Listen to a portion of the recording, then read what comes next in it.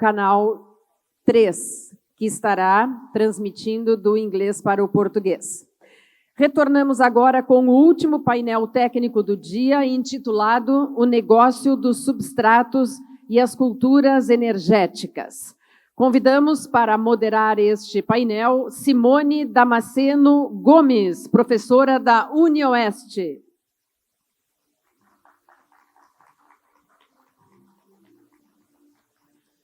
Junto conosco, Bernhard Drost, pesquisador e professor da Boku University, líder internacional da Task 37 e gerente de tecnologias bioquímicas no Centro de Competência BEST. Rafael Parrella, pesquisador da Embrapa Milho e Sorgo.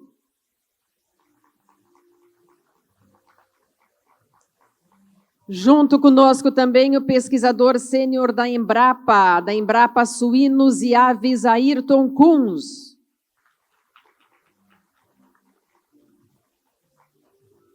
E Débora Oliver, diretora-presidente dos negócios de gás do Grupo Energisa. Lembramos a todos que as perguntas podem ser feitas por escrito e entregues às nossas recepcionistas de sala. Sejam muito bem-vindos. De imediato passo a palavra à nossa moderadora, Simone. Muito boa tarde. Podem sentar, fiquem à vontade.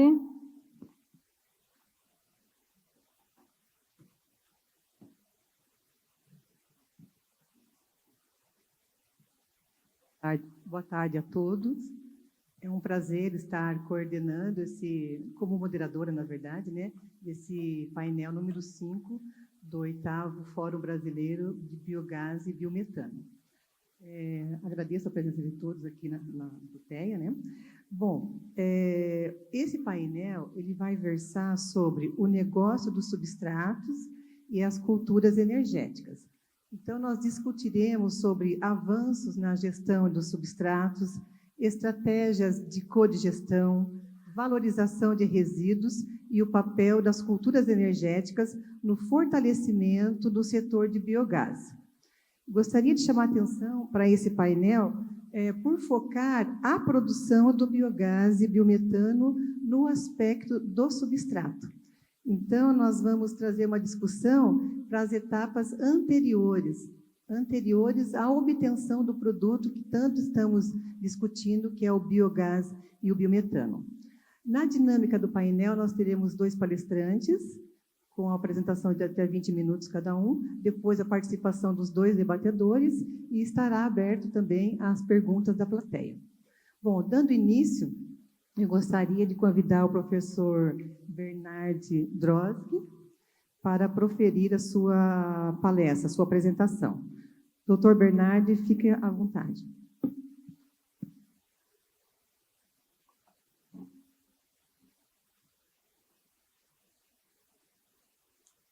Well, hello. I will switch to English. Hope this is okay. You should be able to hear with the translator. Just waiting for my slides.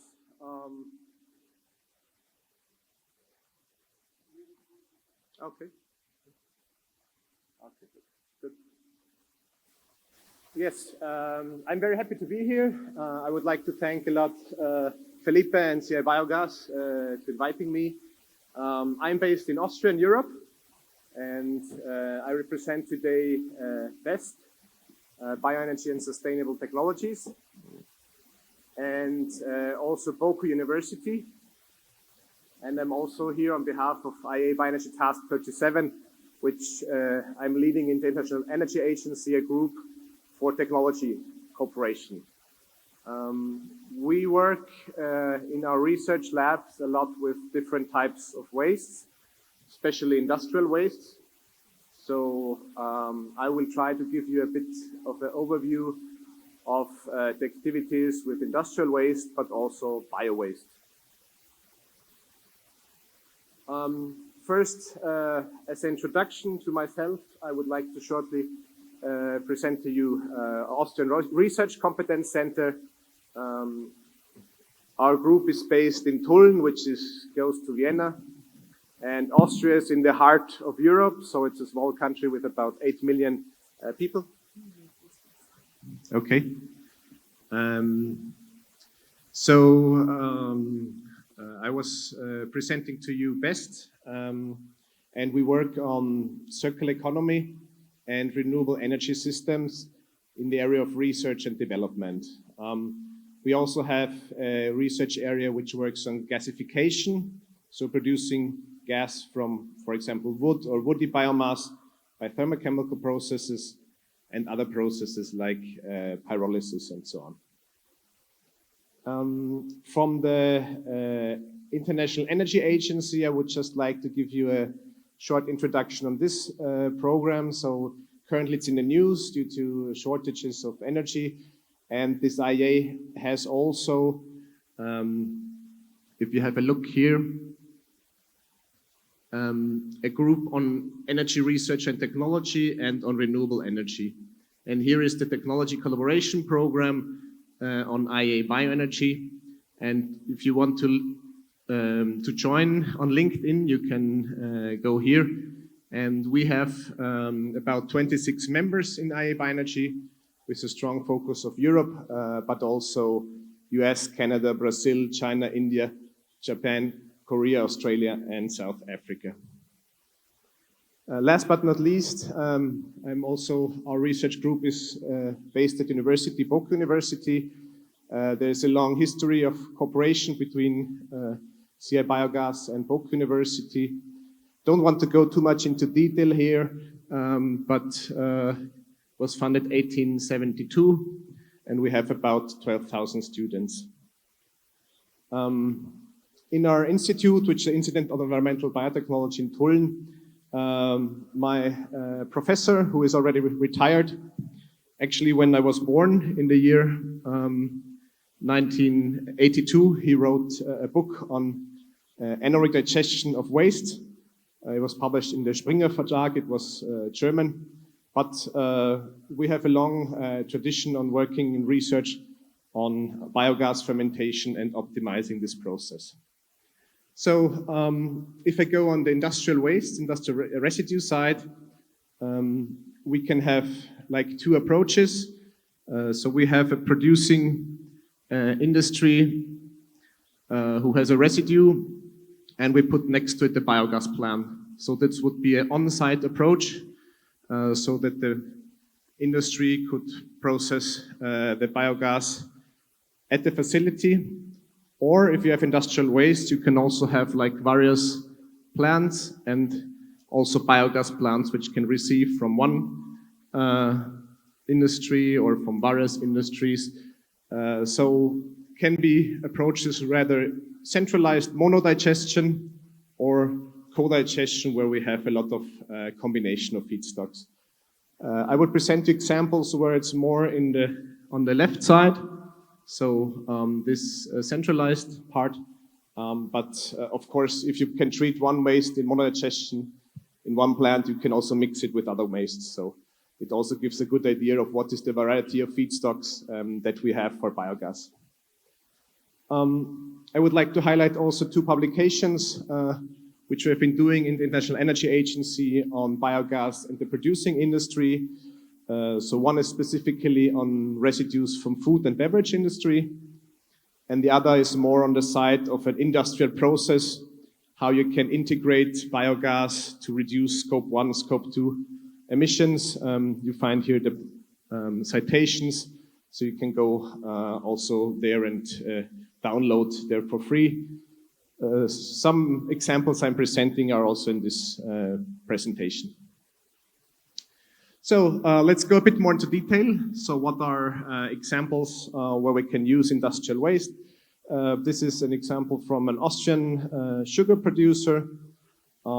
They have a plant in Hungary, which is the neighboring country, and their business is based on sugar beets. So they produce sugar from sugar beets, and they have roughly 7,000 tons per day of sugar beets. And they built in 2007 a biogas plant, which is built up of two reactor of roughly 13,000 cubic meters. It's continuously steered tank reactor, which is actually a vessel with a mixer and held at a specific temperature. So it's a liquid technology where you can pump the feedstocks. It was then expanded with a reactor of 16,000 cubic meters, and currently it provides 180,000 cubic meters per biogas per day, but only during the campaign. So the campaign is about 120 days in a year, and during this time we have this amount of biogas, and this process can replace about 10 million cubic meters of fossil gas, which is about 80% of the process which is needed. Here you can see a picture of the biogas plant at the industry site. Another possibility to use industrial waste would be slaughterhouse waste. There's a company, Großfurtner, in Austria, which slaughters about 500,000 pigs and 50,000 cows per year. The plant was built in 2003. And it's a very challenging process because if you have a monodigestion of a slaughterhouse waste, you have a high amount of proteins, of nitrogen, which results in a high concentration of ammonia in the process. So this plant has roughly 7 to 8 grams of ammonia nitrogen, which is really challenging to have this process stable. But we supported them in optimizing the process and to be able to have a stable process. They have 2 reactors of 1,000 cubic meters and one of 600. About 5,000 cubic meters per day and roughly 500 kilowatt electric energy. What is interesting is in that province, when they started, they constructed the fermenters below earth. So you can see here the top of the fermenters. So this was at this time regulation. To get the regulation, they had to build it down. Haven't seen a lot of plants like this, but yeah, interesting. Also, if you think of the production of spirits, so in this case, it's an example from France for cognac production. You have, after the fermentation process, a liquid byproduct. This is called stillage. And here you can see a plant which was started in 1970, which uses this feedstock. They have 4,400 cubic meter CSTR reactors and provide roughly 13,000 cubic meters a day of biogas, which is and about 1.6 megawatt of electrical energy. When we talk about stillage, in Brazil, it's very common also bioethanol production, not only alcohol to drink, but also to drive in your car. So I'm also bringing here some data from my own publication on a grain-based bioethanol plant. And depending on the feedstocks you use, you can recover some amount of energy. So this is an estimation that if you use the whole stillage, you can recover more than 100% of the energy which is needed. You cannot understand this as a summing up the feedstock because the thin stillage is a part of the whole stillage. Wheat cake is also part of so you cannot add it up. But if you use like parts of this, you can still get considerable amounts of energy where you can either use it in the process or produce biomethane. So. Another example is from fruit production. So you can have, for example, potato processing. There's a biogas plant in Austria which processes about 75,000 tons of potatoes per year. And they started 2017 to build up a plant, roughly 3,900 cubic meter reactor, and provide about 8,000 cubic meter of biogas per day. The energy output is about 4,000 of biomethane. So they don't burn it for electricity. In this case, they produce biomethane. Yeah, Austria, we like to drink beer, so there are also some breweries, and also breweries have residues. This is a special case of a large company who operates a brewery and produces about 100 million liters of beer. And in 2015, they started up a biogas plant. In this case, they have a special process with a pre-acidification reactor of 450 cubic meter, where the material is firstly acidified, and then they have two reactors, one of 2,500 and one of 3,600, and can produce about 6,900 cubic meters per day of biogas. In this case, about 400 kilowatts of electric energy. So it's a special process because it's a monodigestion of brewer's spent grains, which means it just uses the feedstock which is produced at the brewery. So last but not least, along the examples for industrial waste, when I was here in 2024, we had the chance to visit a plant in Brazil, which is also operated with industrial waste. It's a slaughtering and process there, and for more than 2 million pigs. It's located in Medianeira. I think there will be a study tour also this conference to visit it. And the first were working with anaerobic lagoons for the treatment of the wastes, and then switched to CSDR technology. So they have two 3,700 cubic meter reactors and one 800 cubic meter mixing tank, and produce roughly 8,700 cubic meters of biogas. They can use this energy for thermal energy with roughly 13 million kilowatt hours. So this was the input from my side with regard to the industrial wastes, and now I would also like to go a bit into the bio waste and municipal waste. So whenever you have cities, you have human activity and you accumulate waste. And here example is from my hometown, so from the city of Vienna. They treat about 22,000 tons per year of bio waste, which is from the inner city waste. It's from hospitals and kindergartens, from larger kitchens, or also expired food. So here we can see actually the biogas plant. This is the hall for the pre-treatment of the feedstock, and that's the gas storage. The bigger part behind is not the biogas plant, this is a waste incineration plant. So don't worry, it's not that big. The actual biogas plant is this, and this is the feedstock hall. We have about roughly 4,100 cubic meter per day, and they produce 2,700 cubic meter of biomethane per day. Here is some picture of the feedstock delivery, and here you can see the hall where there's the feedstock pre-treatment, so to get out plastics or metal parts, they have this pre-treatment hall, and then they have a pulping process to have most of the organic matter in the liquid part and then go into the reactor. I also have one example for the waste treatment from Brazil.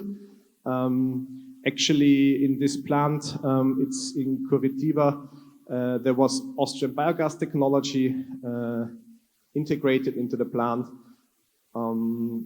I got this data from the startup on the feedstock mix. I don't know if it's still the same, but I will share it. So we have about 150 tons per day of municipal waste and 900 tons per day of sewage sludge.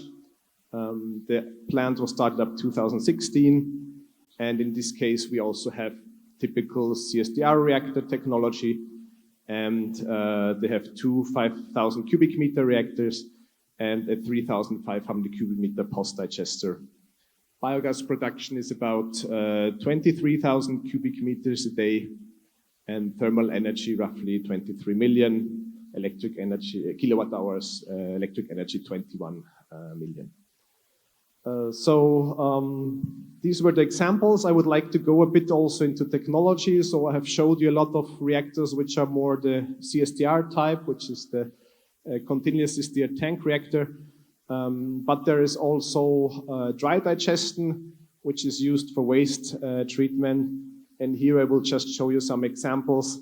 For example, there is biogas plants which have a plug flow system. So they have here the feedstock, which enters on this side, and then it goes through the reactor. And here you have the mixers. The dry matter content is normally 30% or even higher in these systems. And you produce biogas, and then you can dewater, digestate, and put back some of the parts. Another approach is a garage system, where you have, this is a container which you can open, and you can load material in with a wheel loader. Then it's closed to be anaerobic, and you have a percolation system where the liquid is dropped like rain on the biomass, and the biomass is then degraded when it's wet, and it's also, of course, around 35 degrees, or sometimes even thermophilic, which is around 45 degrees. And then the process happens in a more solid state with the liquid being pumped around. So here is a drainage system where the liquid is then collected and put into this percolation tank to produce this process and to convert it to biogas. Another system would be a special technology which was, I think, invented in Belgium, which is a Tranco system where you have a specific pump which can deal higher dry matter content. So it would also be dry matter content about 30% or higher. And it enters the reactor above, and then it goes down, so it's like recirculated. And you gradually put in new feedstock, but a lot of the material is pumped in a circle. These are typical systems for dry fermentation. Advantage of dry fermentation is you can combine it more easily with a composting process. So you don't have a very liquid digestate at the end, but you have a drier material which you can integrate then in composting, and you have a compost. So I would like to come to my conclusions from presenting to you my input on industrial waste and municipal waste. So first of all, we have wastes and byproducts from the food and beverage industry, which are interesting feedstocks for biogas, and also other bio-based industries such as bioethanol or biodiesel production, which have organic wastes, and they can be interesting for biogas plants. So if you want to increase the production of biogas, you can go for different feedstocks. As I mentioned in the beginning, the industrial waste can be treated on-site or treated in biogas plants off-site. And as I tried to present to you, a lot of samples from Austria, but we have a lot of examples for specific feedstocks worldwide. Also, a treatment of municipal waste can be an interesting option for biogas and biomethane generation. It will save emissions and provide some waste management services to community. I tried to show you some technologies. So we have the CSDR system and the dry fermentation system, which, as I said, are option to combine with composting. It's not always easy to buy the biogas technology off the shelf.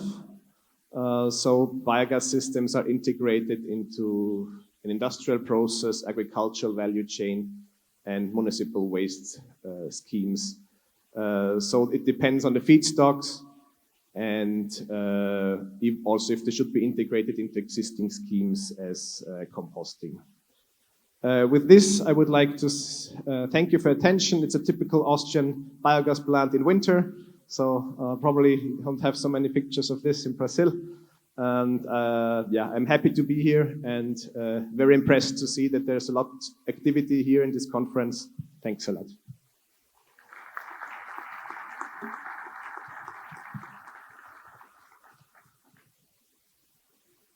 Muito bem, obrigado pela palestra, Dr. Bernhard Droske. Agora daremos a continuidade no painel com a apresentação de Rafael Parrella, da Embrapa Milho e Sorgo. Fique à vontade.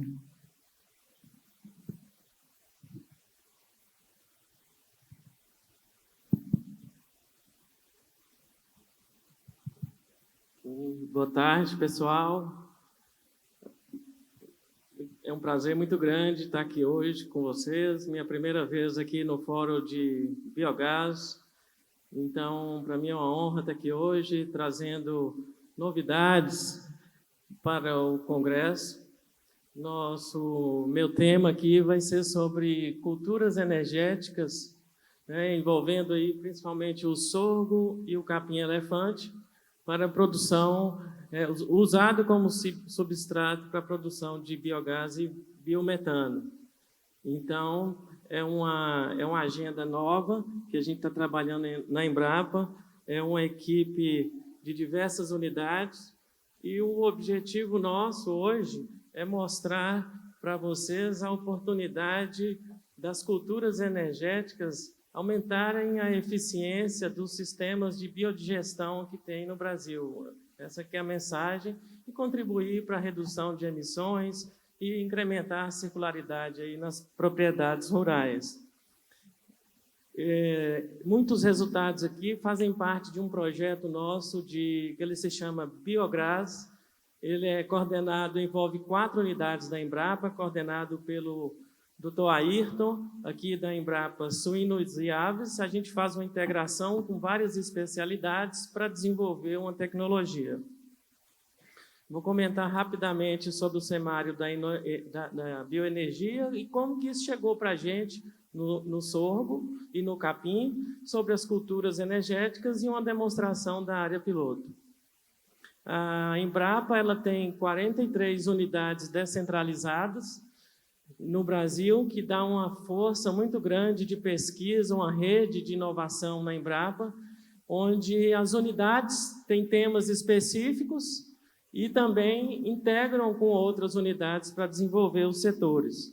Eu faço parte da Embrapa Milho e Sorgo, fica em Minas Gerais, vai ter também a Embrapa Suínos e Aves aqui, e no Paraná, Santa Catarina, e também Embrapa Gado de Leite e Tabuleiros Costeiros. A Embrapa também considera muito importante trabalhar nessa agenda de transição energética, entendendo aí a questão de reduzir o uso do combustível fóssil e aumentar o uso do combustível biogênico, que é um combustível mais sustentável e que gera benefícios aí para o setor.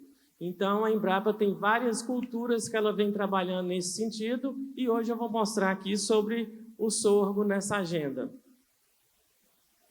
O cenário de bioenergia no Brasil é bastante amplo e é conhecido mundialmente por esses produtos, o etanol, agora está vindo também o biogás. Então, todos os setores aí precisa, então, para dar mais sustentabilidade para o setor, ter mais culturas, mais espécies vegetais que vão fornecer matéria-prima para o setor. Então, vamos mostrar aqui os exemplos da parte do sorgo e do capim para a produção de biogás especificamente.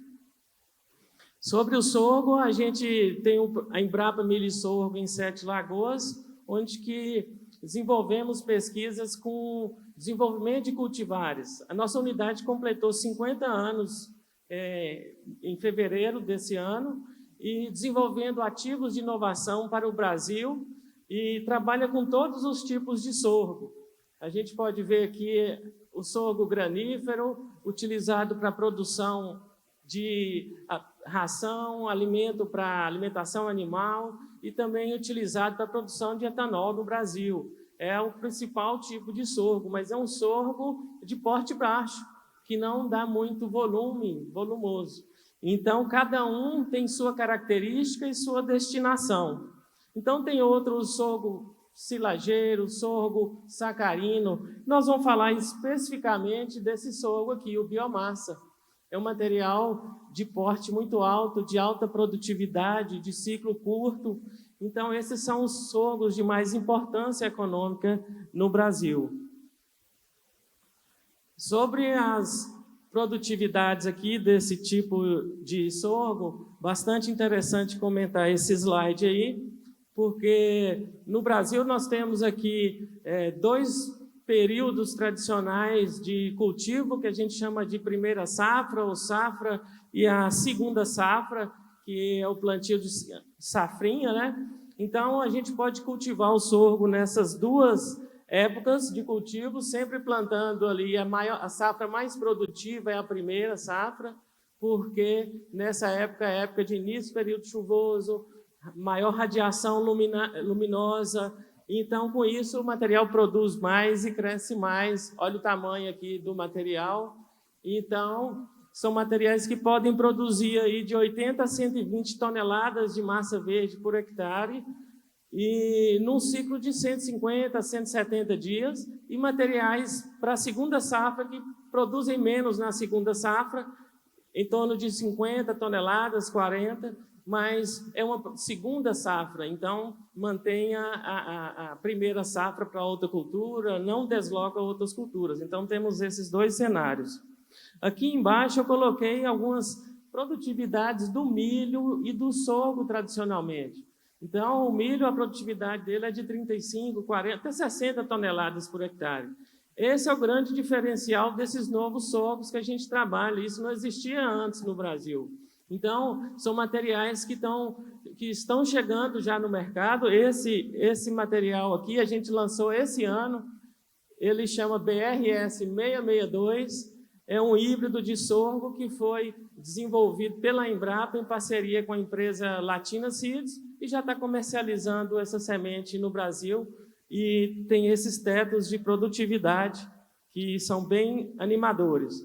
Além disso, a Embrapa Gado de Leite, que fica em Juiz de Fora, também trabalha com um programa de melhoramento de capim-elefante. Então, tem os colegas que coordenam essa equipe, particularmente aqui o colega Dr. Juarez participa e toca esse programa de sorgo, de capim-elefante, desenvolve variedades, clones e tem todo o programa em andamento. É um material muito produtivo, vocês podem ver aqui, é uma comparação, tem uma cana-energia e o capim-elefante aqui ao lado dele. Eles foram plantados juntos.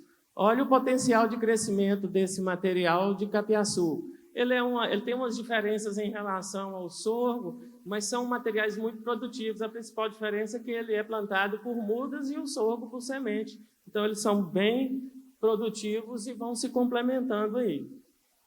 Mais um pouco da variabilidade do capim, em termos de porte, de material, coloração, que também reflete na sua composição e gera resultados diferentes.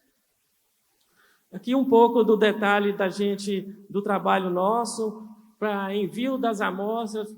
Foi a primeira vez que a gente trabalhou com biogás, a gente estava sem entender no início como que iam ser preparadas as amostras, então a gente fez uns primeiros ensaios, e aqui está só uma amostra de como que é. A gente então faz as colheitas dos materiais, pica o material e ensila também o material. A gente faz análise in natura e ensilado, porque o sorgo vai produzir todo de uma vez só, ser colhido, e depois nós precisaremos armazenar para utilizar ao longo do ano. E com isso, a alternativa que a gente usou e está usando é silagem, confeccionar silagem, que é um processo antigo, eficiente e barato. Então, a gente produz a biomassa na época mais produtiva, armazena para ir utilizando aí ao longo do ano, quando ele precisa. Um segundo gargalo que a gente, trabalhando na linha do biogás, foi as análises de biogás propriamente dita, né? Os bioreatores, fazer essas análises demorava muito tempo. E eu, com o programa de melhoramento, eu tenho lá 100 genótipos para avaliar e selecionar qual o melhor para biogás. Como que eu vou fazer? Meu colega Ayrton já falou assim, não consigo fazer biodigestão de 100 genótipos. Então, a alternativa que a gente buscou foi desenvolver aí modelos de calibração NIR para poder fazer a predição rápida e acurada do potencial de biogás, potencial de metanogênico. A gente já desenvolve, já tem essa tecnologia calibrada e validada para outras características, açúcares, a composição da biomassa, teor de celulose. Então, a gente faz análises rápidas, o NIR é uma análise rápida, barata, de baixo custo, mas precisa de um trabalho inicial para a calibração. Esse trabalho inicial, então, é a qualificação, construção de modelos, coleta a amostra, constrói modelo e associa aquele modelo a um valor de laboratório e, a partir daí, a estimativa é feita pelos modelos para outros materiais. Então, é uma tecnologia que a gente está vendo com muitos bons olhos. Aqui a gente tem já os primeiros resultados aí, finalmente, de biogás com sorgo. O que a gente pode ver aqui? A variação, então, de vários materiais que nós avaliamos, começamos aqui com 12 genótipos sendo avaliados, a gente vê variação para a produção de biogás e biometano. Tem as colunas aí, a primeira coluna aí, litros de biogás por quilo de sólido volátil, ou seja, teve uma variação aí de 611 a 825. Então, tem variabilidade e dá para selecionar aqui. Então, a gente está fazendo todas essas contas e, além do rendimento por planta, por material, o rendimento por hectare, porque multiplicando os dois eu tenho um rendimento final, o híbrido mais produtivo de biogás. Então, a gente vai vendo, comparando aqui com outros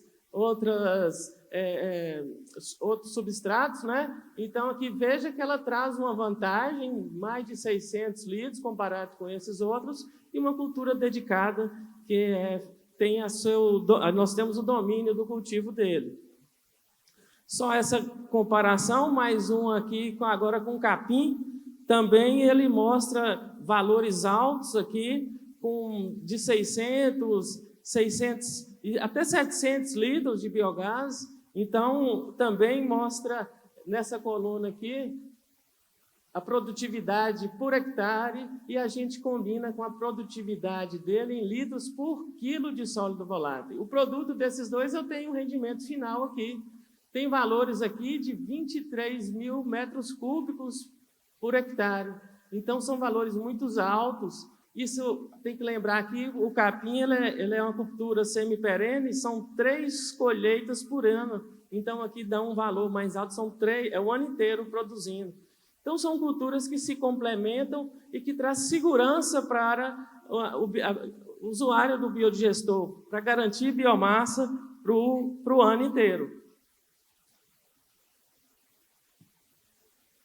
Aqui agora o resultado prático de uma área piloto que a gente conduz em Toledo. Então, tem um projeto Biogás, que eu falei no início, com as 4 unidades da Embrapa envolvida e desenvolvemos atividades na Biocoller. Vai ter uma visita lá na quinta-feira de manhã, vai ser possível também visualizar de perto e estimulo vocês a ir lá para conhecer esse trabalho. Aqui um pouco mais do sorgo, porque além de saber a qualidade, o rendimento, ele tem um sistema de produção para conduzir, ele reúne algumas vantagens, plantado por semente, a mesma semeadora que semeia milho, soja, então ele é fácil também de entrar no sistema de produção das propriedades.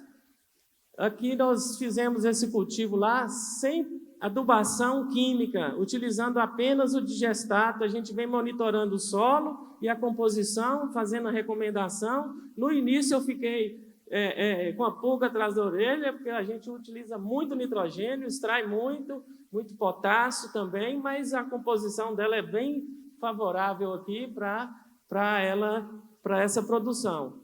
E aqui a gente tem uma colheita final, foi em janeiro essa colheita, esse híbrido BRS 662, um volume grande de biomassa colhida em 125 dias.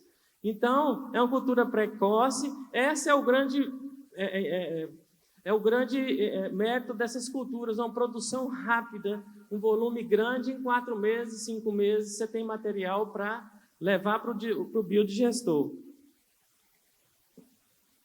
Aqui um pouco mais de detalhe da recepção, a adaptação que foi feita lá para colocar a silagem, né, junto, e aqui a produção do biogás. Então, a gente vê que aqui agora o resultado.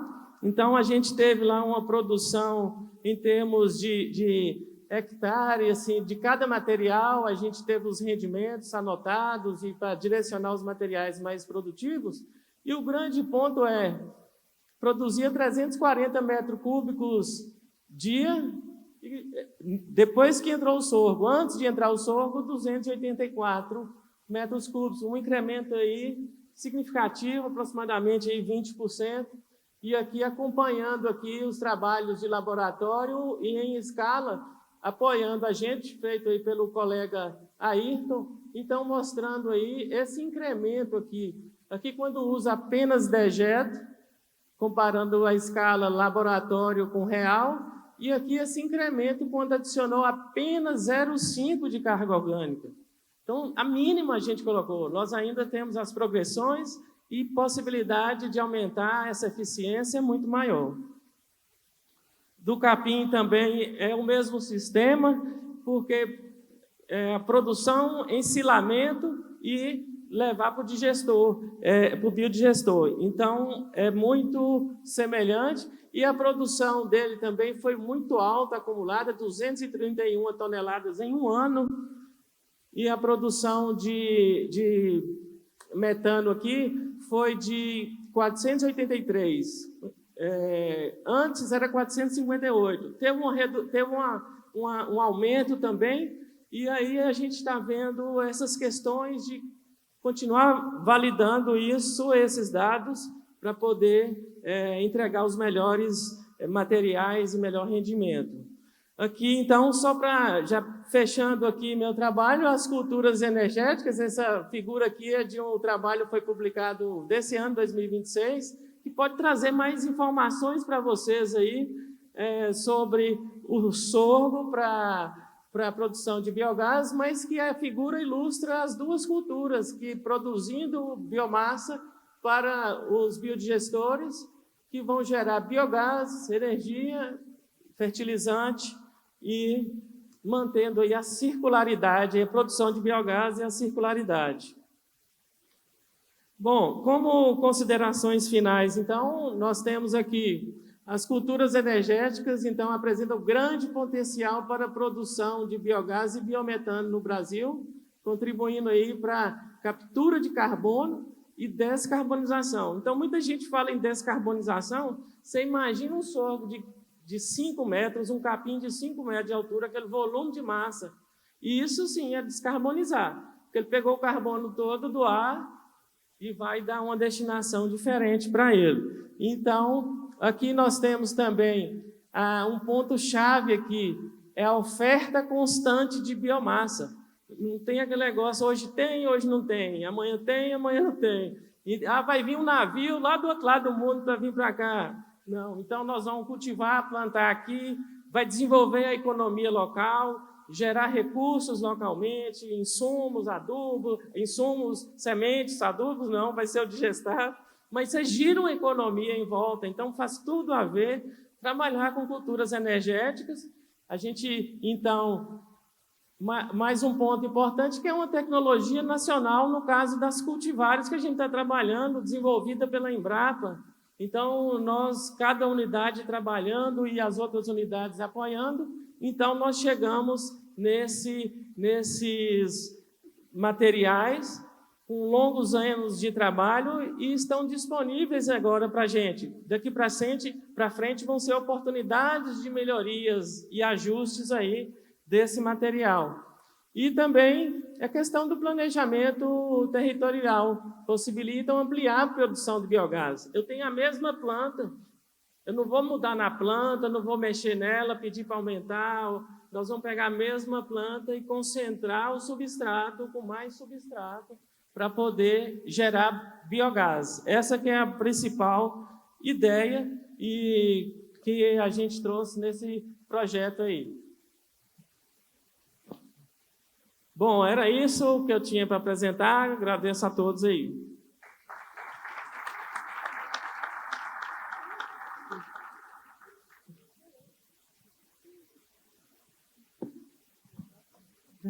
Bom, dando continuidade agora à discussão no painel, agradeço, Rafael, pela brilhante apresentação.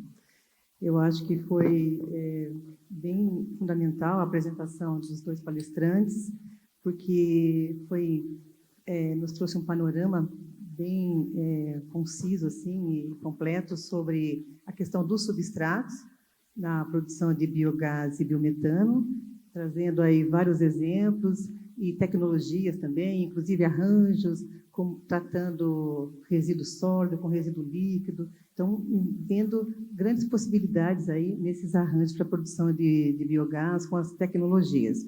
Vindo a questão das culturas energéticas, de maneira a fomentar a produção de biogás numa mesma instalação, vindo também no aspecto da segurança no fornecimento do gás ao longo do tempo. E um ponto que chamou a atenção também, né, do Rafael falando das culturas, de melhoramento vegetal, de manejo no solo e os cuidados, né, no cultivo da cultura, a gente vê como a cadeia do biogás é forte e ela é grande, né, ela tem as suas fronteiras vão se estendendo. E hoje a gente já fala, então, uma preocupação lá na agricultura, visando a obtenção de energia. Então, achei que ficou bem interessante ver, nesse sentido, como é rica realmente toda essa cadeia do biogás. Bom, dando continuidade aqui, eu vou começar com alguma pergunta aqui para os nossos palestrantes, e aí a gente vai se direcionando aos nossos debatedores também. Então, Bernard, mais uma vez, obrigada pela sua participação. Considerando a sua fala, os conteúdos que você trouxe na sua apresentação, gostaria que você trouxesse um pouco para nós sobre a dificuldade relacionada à obtenção de substratos, do ponto de vista de disponibilidade, do preparo desses substratos, entrando no viés até da codigestão também. Falar um pouco da sua experiência a nível de Áustria e tudo mais.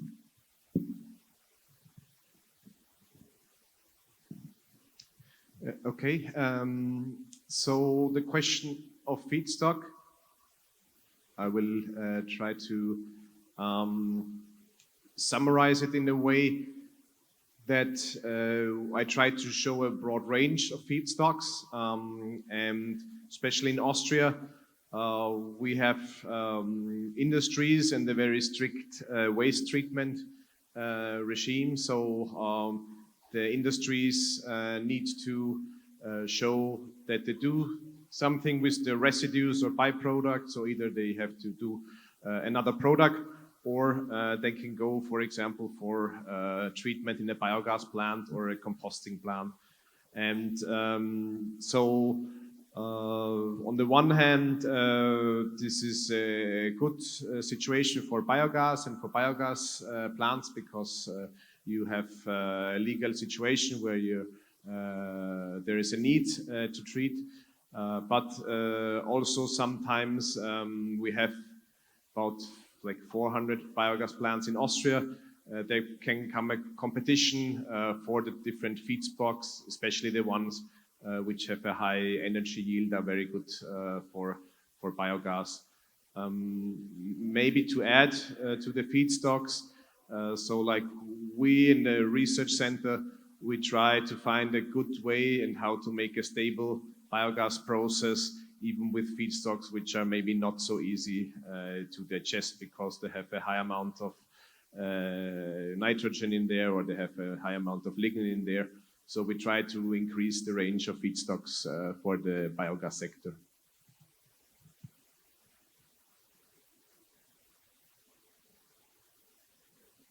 Ok, obrigada pelos esclarecimentos.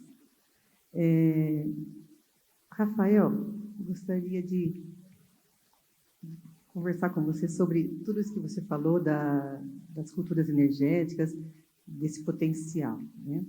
Fala um pouquinho para nós sobre essa logística aí de colheita, armazenamento e fornecimento da biomassa para o biodigestor. Porque não é só a gente plantar ali, tem toda essa etapa, né? Antes de chegar no biodigestor. Exatamente, Simone. Obrigado pela pergunta. Essa é uma questão que a gente também tem bastante conhecimento, e tanto para o sorgo quanto para o capim-elefante, a gente vem, porque já existe um sistema de colheita de sorgo forrageiro para uso como alimentação animal, para forragem.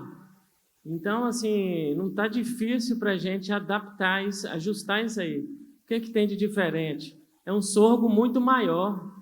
Pode ser que tenha alguma ensiladeira que vai ter dificuldade de colher ele, umas máquinas menores.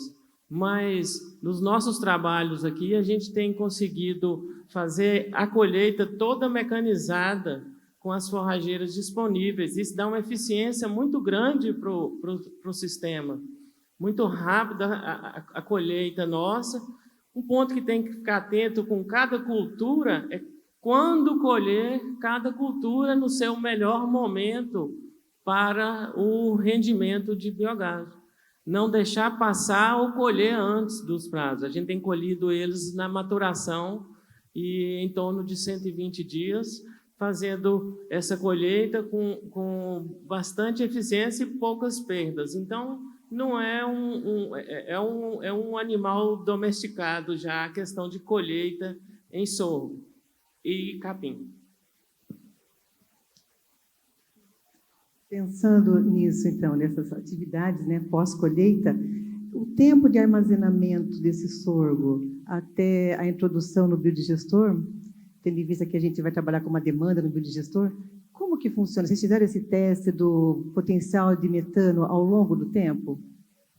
Sim, a gente está fazendo, essas foram as primeiras dúvidas que surgiu, foi como é que é a qualidade desse material in natura, ele desidratado apenas, vão secar ele e guardar, ou ensilado. Então, o processo de ensilagem é o que está dando um resultado mais interessante, porque é um processo conhecido, barato, porque tem muitos silos aí de superfície que são simples de fazer, e ele, o que a silagem faz? Ela preserva a matéria seca, ela preserva a maioria dos nutrientes. A maioria dos nutrientes ela preserva. Pensando aí em fibras, em amido, então que são alimentos que vão ser utilizados pelos micro-organismos. Então, assim, a silagem está sendo a estratégia que a gente está pensando para o armazenamento. A gente vê silagens na literatura falando que dura 2, 3 anos, mas o ideal é que a gente produza e utiliza naquele ano e já vai plantando outra cultura, plantando novamente e tendo uma produção para você fazer durante um ano. Então, por esses motivos, a gente está usando usar a forma de silagem para armazenar. Bem interessante, porque dá uma folga, digamos assim, né? Você tem um prazo para trabalhar essa logística, digamos, envolvida quando a gente trabalha com mais de um substrato. Muito bem, obrigada. Eu vou agora para os nossos debatedores. Antes de eu passar para eles, eu queria lembrá-los, está aberto para questões. Então, quem tiver interesse pode enviar-nos as questões que nós colocaremos no debate. Por favor, participem, aproveitem. Débora, agradeço a sua presença, a Débora Oliver, da Energisa. Débora, considerando o contexto, então, dos tipos do negócio do substrato, como nós falamos, né, eu gostaria que você abordasse para nós, dentro da sua experiência aí no longo prazo, quais os desafios do arranjo tecnológico de plantas de biogás. E aí, se você puder focar um pouco mais na questão dos substratos, dentro desses desafios que você vê. Boa tarde a todos. Prazer estar aqui hoje. Agradeço aí o convite aí do pessoal do Cibiogás.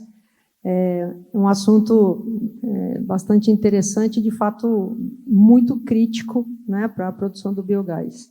O que eu posso, de forma geral, comentar? Na verdade, o feedstock, que a gente chama, que é o substrato, ele é a decisão por qual substrato utilizar, como é que ele, vamos dizer, reage, como é que a composição que você vai ter entre substratos, é um fator, eu diria, super estratégico, né, para produção, porque no final nós temos o substrato que tem o objetivo de produzir biogás. Se você não tiver um adequado controle e entendimento sobre qual é o substrato, qual é o resultado que ele vai gerar, você pode, por exemplo, no mundo do gás, imaginar uma produção e essa produção não acontecer. Imaginar um potencial ali daquele substrato, ele também não acontecer e no final você pode inviabilizar ou não trazer toda a viabilidade daquele negócio. Só que eu acho que tem uma questão do substrato que vai além, até no nosso ambiente de país, que é uma questão logística e física, né? O substrato, por exemplo, quando a gente fala aqui do sul, nós estamos falando muito de proteína animal, estamos falando muito de frango, né? Você tem uma característica regional que vai trazer efetivamente alguns desafios tecnológicos, né? Sem dúvida que a tecnologia vai depender muito do substrato, não existe uma tecnologia que atenda a todos, né? Cada substrato traz um desafio e em consequência disso, você vai ter que pensar em qual é a melhor tecnologia para ele. Quando a gente fala, por exemplo, já em São Paulo, lá você tem uma concentração enorme de cana, então já é uma outra característica. Então, que eu diria? A decisão pelo substrato, o entendimento físico, né, desse substrato, onde ele fica, qual é o potencial que ele tem, se ele vai ser, como, por exemplo, ele apresentou, vai ser centralizado porque você tem uma demanda, uma oferta ali excessiva, grande, como, por exemplo, no suco energético, onde você coloca do lado da planta ali de açúcar e etanol, você pode produzir efetivamente ali uma planta de biogás com uma capacidade grande. Quando você fala, por exemplo, do segmento já do frango, já é uma característica diferente por ter normalmente uma questão mais descentralizada. E aí a logística é um fator determinante para isso. Então, o que eu diria? Essa decisão do substrato e essa decisão da composição, na verdade, é o cerne da decisão de negócio, né? Porque você vai entender se você centraliza do lado de uma planta, se você traz uma logística que ela vira crítica, a questão do próprio potencial metanogênico ali daquela matéria. Então, eu diria que ela assim, é muito, muito crítico e é fator determinante para o sucesso do projeto. Obrigada pelos esclarecimentos. Com essa questão também, quando você fala em logística, a gente também pensa na questão da disponibilidade do resíduo no tempo também, né? Para poder disponibilizar isso. Sim, eu acho que é um outro ponto que acho que vale comentar, a gente até falando um pouco da cultura energética, né, que a gente viu aqui a apresentação, em alguns segmentos a gente sabe que tem uma questão de sazonalidade, né? E quando a gente fala de investimento, né, quando vamos de implantar, colocar um investimento em pé, uma planta ali, que é a grande rentabilidade que ela vai trazer? Uma produção contínua, né? Uma linearidade de produção para garantir que seu ativo está sendo remunerado na sua plenitude, digamos. Para isso, em função da determinada cultura que você tiver, você pode ter sazonalidade maior ou menor. Na própria produção, né, de proteína animal também pode acontecer. Então, quando você traz vamos dizer, a cultura energética como um complemento para garantir essa linearidade, sem dúvida que ela agrega valor, né, não tem dúvida que sim, e sem contar que a cultura energética, né, que eu entendo muito pouco, mas do que eu entendi, você está utilizando o mesmo espaço físico, o mesmo hectare que você produziu outro tipo de cultura, você também está utilizando, quer dizer, você está maximizando também a terra. Então, eu diria que essa questão da composição para garantir essa linearidade da produção, para garantir também uma questão biológica de você ter um pouco mais de controle sobre que tipo de feedstock você está alimentando o biodigestor, também é uma questão super importante para a tomada de decisão né, dessa composição de feedstocks, né, de resíduos aí que você vai trazer junto, como, por exemplo, quando houver sazonalidade, você poder ter uma cultura energética como complementar. Ou ainda, não só como complementar, talvez também como aumento da capacidade, né? Então, você tem, por exemplo, às vezes plantas com uma capacidade, economicamente falando, menor, em função de ter um volume menor, né? Uma planta com uma produção menor. Então, quando você traz a cultura, você pode dimensionar a planta num tamanho maior, que vai permitir, provavelmente, que ela seja mais viável. E, às vezes, a gente, numa mesma planta, no mesmo tamanho, você pode potencializar, porque ainda ela tem uma folga, digamos, né? Para você aumentar a carga orgânica, por exemplo, e conseguir gerar mais metano na mesma área, digamos, no mesmo volume. Também. Exatamente. Eu acho que o único desafio que acho que é importante, que a gente, né, pela experiência que eu tenho, a gente vê que quando você fala de codigestão, né, trazer um resíduo que não necessariamente é o que era o essencial ali, né, o principal, vamos dizer, do projeto, como que você avalia a tecnologia, né? Quanto que a tecnologia permite né, que você possa trazer, como, por exemplo, tecnologia, você vai ter um limitante de quantidade de sólidos naquela tecnologia. Então, acho que olhar essas variáveis para entender não somente uma tomada de decisão de curto prazo, que é aquele feedstock que você está trazendo logisticamente de um grande produtor de proteína, por exemplo, mas olhando também que, eu também quero, olhando para o futuro, né, trazer uma cultura energética para compor esse biodigestor. Legal, mas como é que você pensa na tecnologia para garantir eficiência, para garantir produtividade, olhando para o futuro? Então, esse é um outro desafio também bastante grande, mas que é importante ser olhado na hora da tomada de decisão. Bem, Débora, passando a palavra agora para o Ayrton Kuntz, da Embrapa Suínos e Aves. Ayrton, nós sabemos, né, observando toda a sua trajetória, da sua experiência com a digestão anaeróbia, principalmente de resíduos de origem animal, pela própria localização, né, Embrapa Suínos e Aves. Então, você tem uma vivência a nível de laboratório, de pesquisa e também uma vivência prática. Então, eu queria que você trouxesse um pouquinho para nós como você vê, assim, dentro desse contexto do tratamento dos resíduos de origem animal, desse paralelo com as culturas energéticas, da necessidade, digamos, do benefício dessa abordagem. Obrigado pela pergunta, Simone. Nós na Embrapa trabalhamos já há algumas décadas com gestão e tratamento dos resíduos da produção animal pela vocação do nosso centro de pesquisa e pela importância que esse tema das cadeias de produção animal tem aqui especialmente para o sul do Brasil, né? Nós estamos nessa região aqui do oeste do Paraná, em que as cadeias de suinicultura, avicultura, bovinocultura de leite e corte, que tem começado também a crescer, são importantes para esse ecossistema, para essa região. E, obviamente, que essas cadeias também produzem resíduos, né, que é inerente ao processo. À medida que os processos produtivos vão se transformando, eles vão aumentando escala,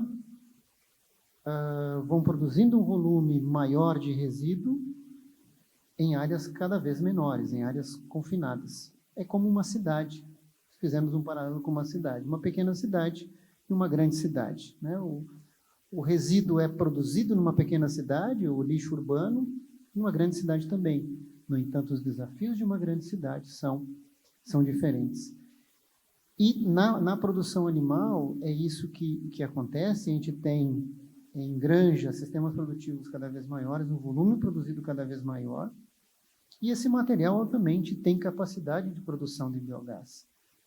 Esses sólidos voláteis, essa matéria orgânica que o Bernard e o Rafael trouxeram para nós, ele é o alimento para as bactérias que estão dentro dos biodigestores. E esse material precisa ser biodegradável, e nos resíduos da produção animal, ele é extremamente degradável, e assim que a natureza o fez, justamente para ser biodegradável. Muito bem, colocamos isso em um biodigestor, produz biogás, tudo acontece lindamente.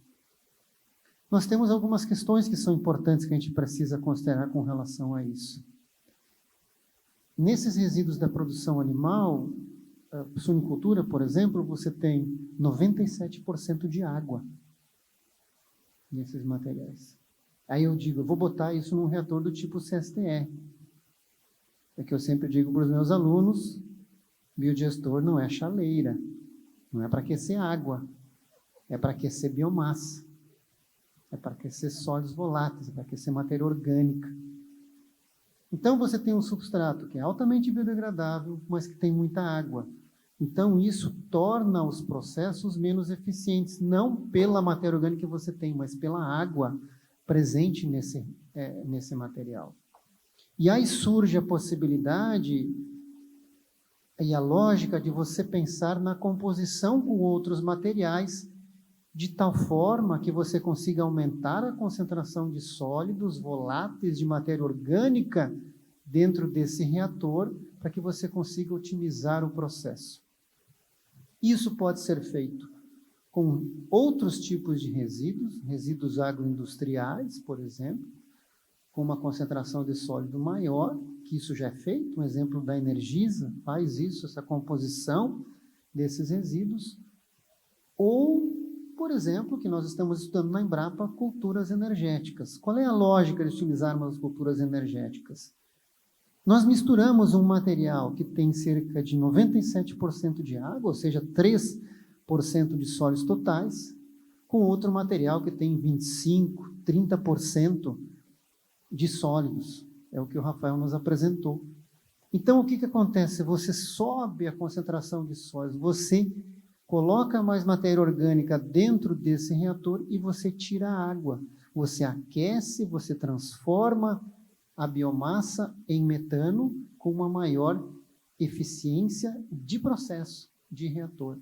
E isso que nós estamos buscando, isso que nós estamos trabalhando com o uso das culturas energéticas, consorciando isso com resíduos, quer seja da produção animal, quer seja com outros tipos de resíduos. A formação desse blend, dessas misturas, né, o que nós chamamos, nós até brincamos lá na Embrapa, que nós somos um centro de produção animal, temos os nutricionistas de suínos, nutricionistas de aves, né? Eu e o Ricardo, por exemplo, nós somos e trabalhamos como nutricionistas de biodigestores, né? A gente seleciona as misturas, os melhores materiais, faz as recomendações para aumentarmos a produção de gás. Então, essa lógica é importante, pensarmos nisso, nessas misturas desses resíduos. E aí, sempre algo muito importante, que a Débora já nos chamava a atenção, a inteligência do território. Onde nós estamos? Quais os materiais que nós podemos compor?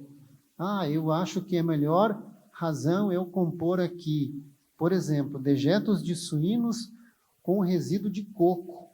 É lindo, vai dar uma produção de gás maravilhosa. Só que o coco está no Nordeste. A logística para trazer isso para cá inviabiliza qualquer processo. Então, a gente tem que entender o que nós temos no território, né? É o famoso, cada um luta com as armas que tem. Então, a gente tem que entender o território, caracterizar isso e ver como que a gente pode trabalhar isso da melhor maneira nessa composição dos substratos, do alimento para o biodigestor. Deixa eu fazer um complemento aqui, até dando, você comentou aí do que a Energisa faz, é só fazer assim, uma breve apresentação para entender os desafios.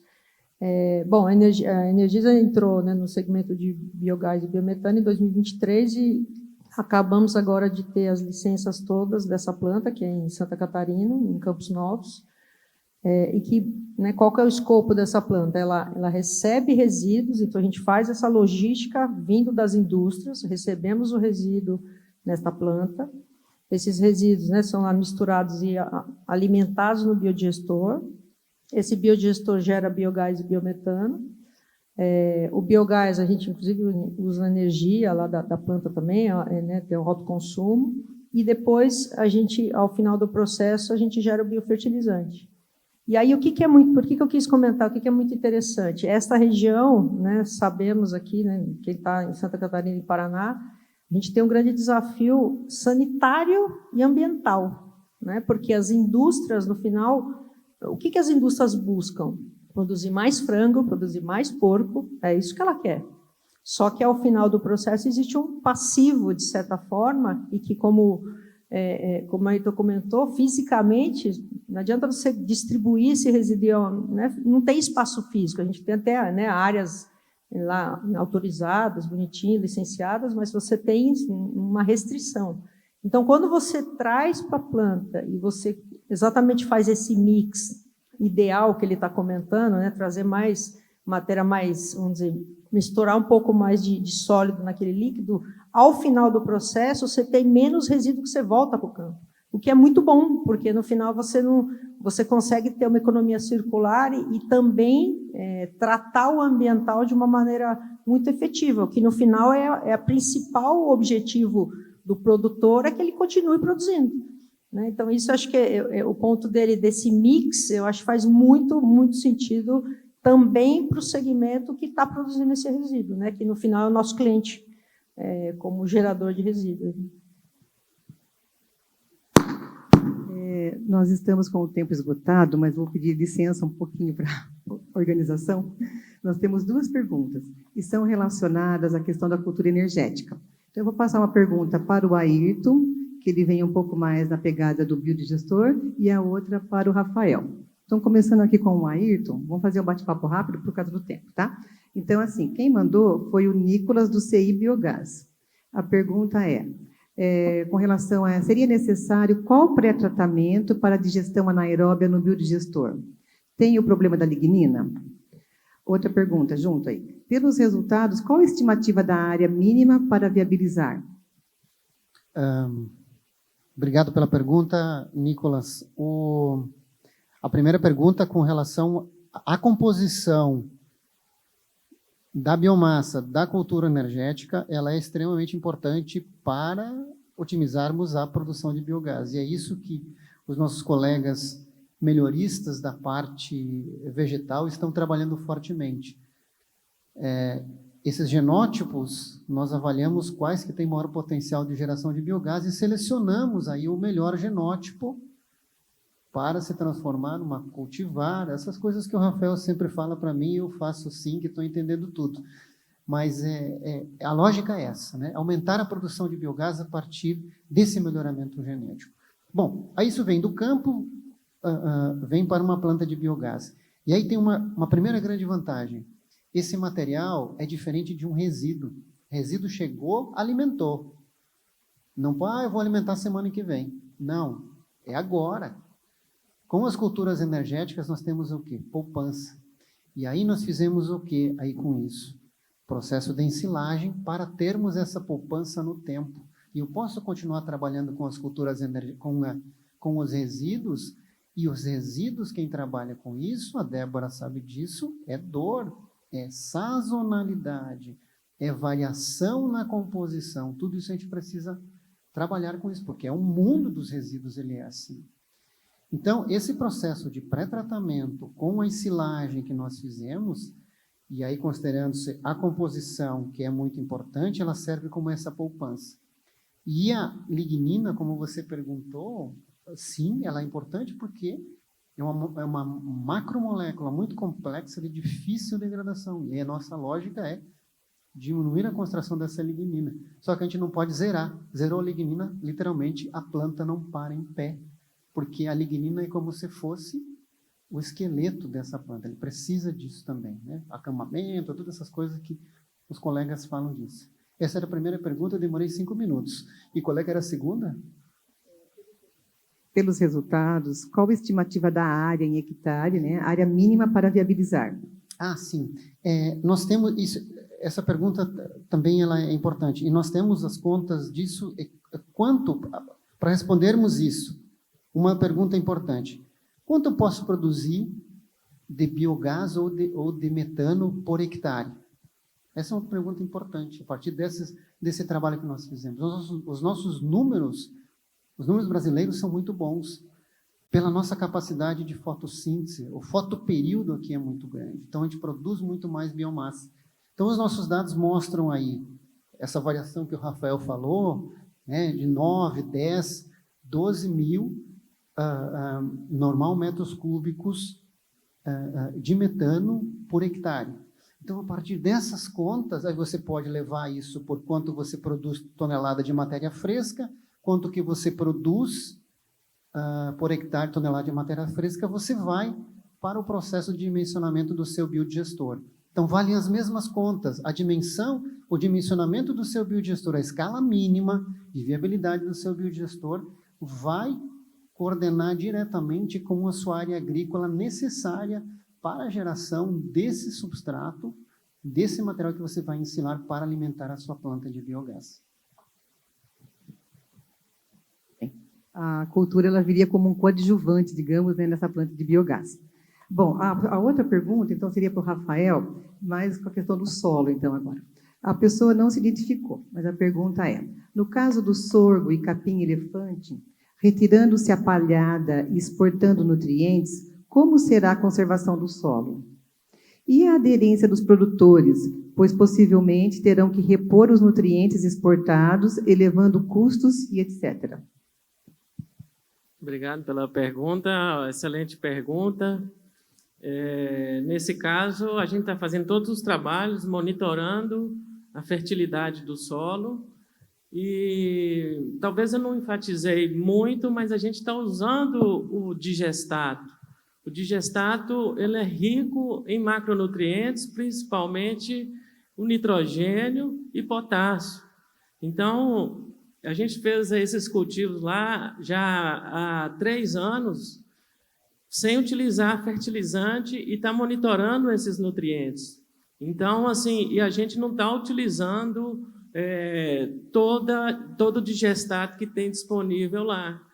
Então, assim, está suprindo muito bem. Vocês viram as fotos que eu mostrei, esqueci de falar na hora, não tinha nenhuma planta amarelada mostrando deficiência de nutriente.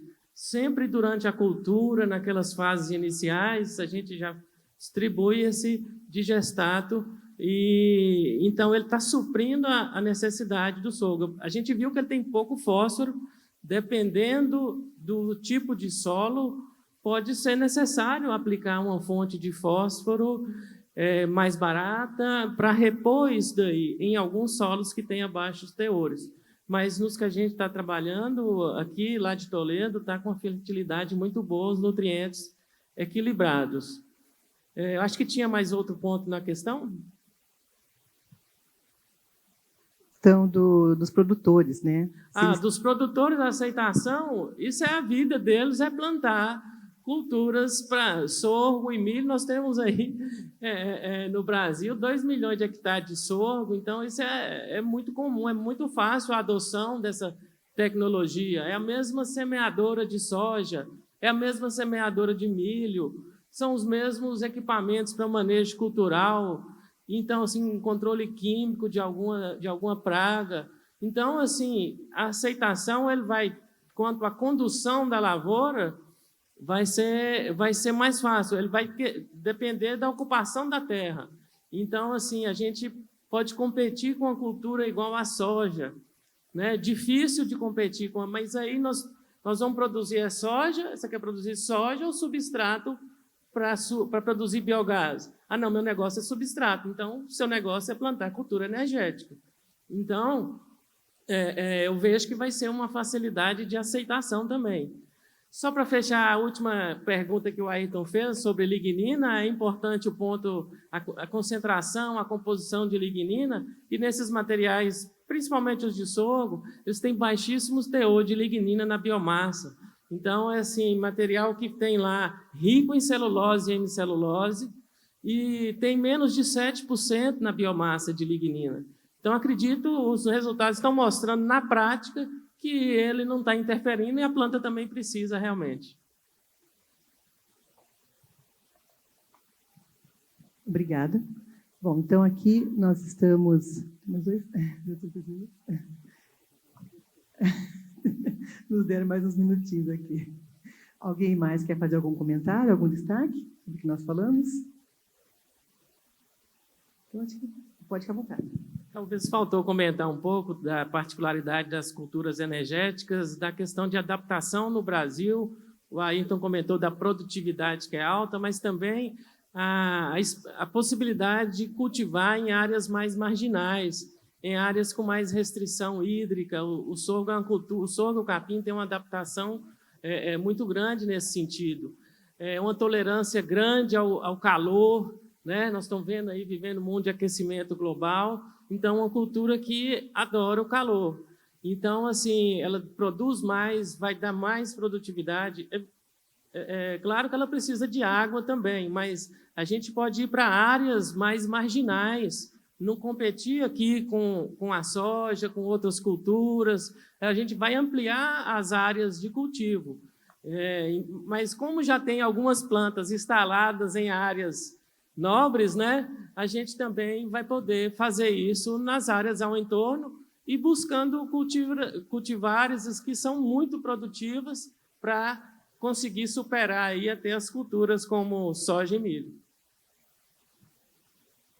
Rafael, vou passar a palavra ao Ayrton, que tem um aviso.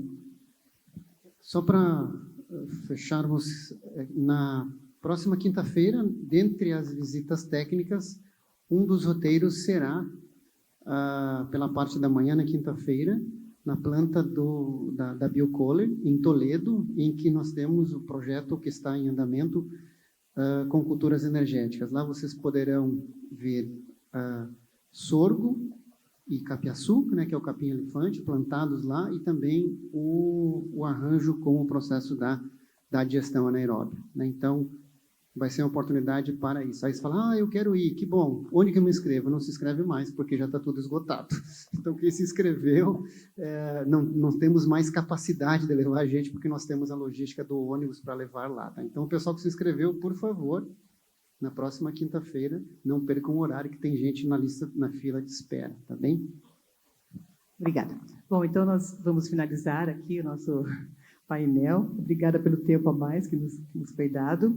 Eu acho que ficou bem bacana a nossa discussão aqui, mostrando que realmente, né, a necessidade desse olhar para os substratos, porque digamos que seria o começo de tudo. Se a gente quer ter um bom desempenho, nós precisamos falar em substrato. Nós vemos que temos vários desafios, principalmente em função das regiões também, mas, ao mesmo tempo, o que é bonito? Da gente ver que tem muitas possibilidades de avanço. Então, esse arranjo, por exemplo, da cultura energética, tentando sanar algumas dificuldades que nós temos no fornecimento dessa matéria-prima para outros usos, que seria o biometano, eu acho que vem também como um incentivo para mais pesquisas, mais conexões aí, para a gente poder ter avanços nesse trabalho com os substratos e cada vez mais dar utilização para os resíduos também, né? Pensando na economia circular, a necessidade de dar a finalidade adequada a todos eles. Então, agradeço mais uma vez a participação de todos e a oportunidade de estar aqui. Obrigada.